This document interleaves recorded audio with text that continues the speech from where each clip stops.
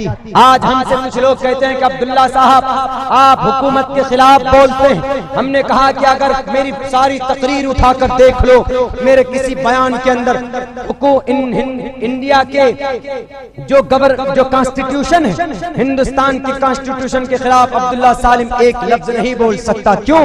ہم فالو کرتے ہیں, آج بھی پہلے بھی کرتے تھے. ہاں, کچھ لوگ ہیں اقتدار پر جن کی پالیسی غلط ہے, ان کی آئیڈیالوجی غلط ہے, جو ہندوستان کے سمویدھان کو بھی چیلنج کرتی ہے.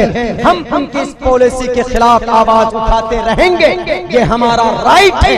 اگر آپ کو ایسا لگتا ہے کہ ہندوستان کے مسلمان ہندوستان کے قانون کو نہیں مانتے, تو آپ اسی بابری مسجد کے میٹر کو لے لو.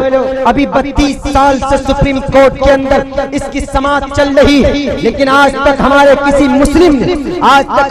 مسلم لیڈر نے, ہمارے کسی مسلمان بڑے نیتا نے اپنی زبان سے یہ بات نہیں کہی کہ ہم سپریم کورٹ کو نہیں مانتے, ہم بابری مسجد وہیں رہنے دیں گے. بابری مسجد کی طرف کوئی نگاہ اٹھا کر دیکھے گا, ہم ان کی نگاہ پھوڑ دیں گے.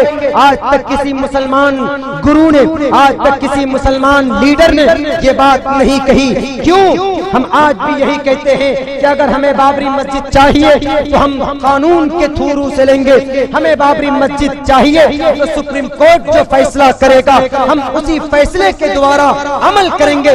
اگر سپریم کورٹ میرے حق میں فیصلہ کرتا ہے تو ہم بنائیں گے, نماز پڑھیں گے, اور اگر ہمارے حق میں فیصلہ نہیں کرتا ہے تو ہم ہندوستان کی اس سپریم کورٹ کو سمان کرتے ہوئے صبر کریں گے, اللہ سے مطالبہ کریں گے. لیکن آج تک ہمارے اکابرین نے یہ اپنی ایک بھی لفظ کہا ہو کسی اسٹیٹمنٹ کے اندر کہ ہم بابری مسجد وہیں رکھیں گے, ہم سپریم کورٹ کو نہیں مانیں گے. مولانا ارشد مدنی دامت برکاتہم اور دیگر اکابرین نے, مولانا ولی رحمانی صاحب جو امیر شریعت ہیں, انہوں نے بھی یہی بات کہی کہ سپریم کورٹ جو فیصلہ کرے گا ہم مسلمانوں کو منظور ہوگا. کیوں؟ ہم ہندوستان کی جوڈیشری پر عدالت وشواس کرتے ہیں, ہم ہندوستان کے قانون پر بھروسہ رکھتے ہیں, ہم قرآن کے اوپر بھی بھروسہ رکھتے ہیں. تو اس کے ساتھ ساتھ ہم دائیں ہاتھ سے ہندوستان کی گورنمنٹ اور ہندوستان کی جو کانسٹیٹیوشن ہے, جو ہندوستان کے آئین ہے, جو سمویدھان ہے, ہم اس کو بھی مانتے ہیں.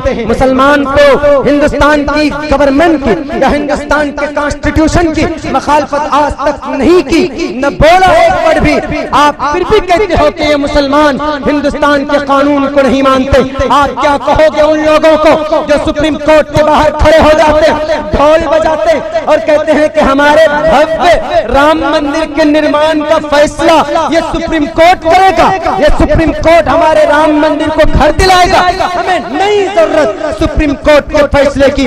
اب بتاؤ کون ہے غدار؟ وہ جو سپریم کورٹ کی مخالفت کرتا ہے سپریم کورٹ کے باہر سامنے کھڑے ہو کر. کیا وہ مسلمان جو اپنے اللہ کے اوپر بھروسہ کرتے ہوئے, اپنے سپریم کورٹ کے اوپر بھروسہ کرتے ہوئے اپنے مسجد کو بھی تیاگنے کے لیے تیار ہے؟